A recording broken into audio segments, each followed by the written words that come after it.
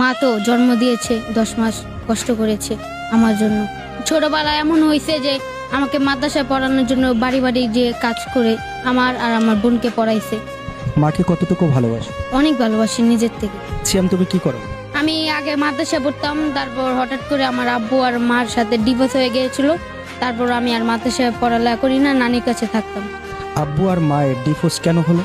মাকে অনেক অত্যাচার করতো, এই জন্য মা আব্বুকে ছেড়ে চলে গিয়েছে। এখন মা থাকে কোথায়? মা এখন থাকে যে 12 গলিতে। তুমি কি মায়ের সাথেই থাকো? না, আমি আব্বুর সাথে থাকি। বাবা কি বিয়ে করেছে? হ্যাঁ করেছিল, যে মহিলাকে বিয়ে করেছে তার একটা স্বামী আছে, ওই স্বামীর কাছে আবার চলে গিয়েছে। বাবাকে কি প্রশ্ন করেছো কখনো যে আমার মাকে কেন ছেড়ে দিলাম? করেছিলাম, কিন্তু কি কয় তোর মা বিদেশ করে আমাকে ছেড়ে চলে গিয়েছে, এইসব বলেছে। মাকে কতটুকু ভালোবাসো? অনেক ভালোবাসি নিজের থেকে। মা তো জন্ম দিয়েছে, 10 মাস কষ্ট করেছে আমার জন্য।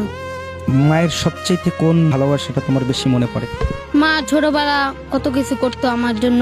ছোটবেলা এমন হয়েছে যে আমাকে মাদ্রাসায় পড়ানোর জন্য বাড়ি বাড়ি যে কাজ করে আমার আর আমার বোনকে পড়াইছে।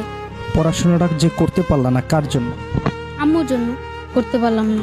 তোমার পড়াশোনা বন্ধ হয়ে যাওয়ার মূল কারণ কে, তোমার বাবা না মা? মা। ডিভোর্সটা কে দিয়েছে?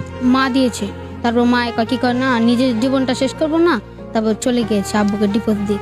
তোমার বাবার কোনো দোষ ছিল না? না, আমার বাবা গাঞ্জা খায় না, মদ খায় না, সিগারেট খায় না, রাজমিস্ত্রির কাম করে। মানে তোমার মায়ের প্রতি এখন কোনো অভিমান আছে তোমার? না, এখন নেই। আমার অনেক ইচ্ছা আছে, আমি বড় হব, অনেক কিছু করব। মা যদি আসে আমি মাকে তো ফালাই দিতে পারবো না, কারণ সে আমাকে জন্ম দিয়েছে। আর যদি জন্ম না দিতে তাহলে তো এত দূরে আসতে পারতাম না। মার জন্য কি করার ইচ্ছা? আমার একটা ইচ্ছা আছে যে বাবা মা থাকবে আমার সাথে, তাদের একটা ঘর করব, বাড়ি করব, সবাই মিলে একসাথে থাকবো।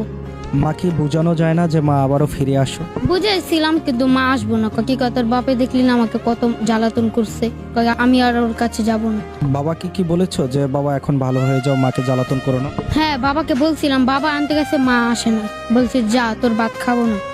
মা যদি এই না চলে যদি না গেতো তাহলে এখন আমি পড়ালেখাটাও করতে পারতাম।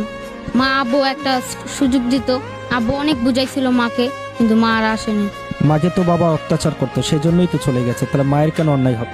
অত্যাচার করছে, চলে আঙ্গ মুখে একটু টাকাও তো আসতে পারতো। মা এত নির্যাতন কেন সহ্য করবে ছেলেদের জন্য?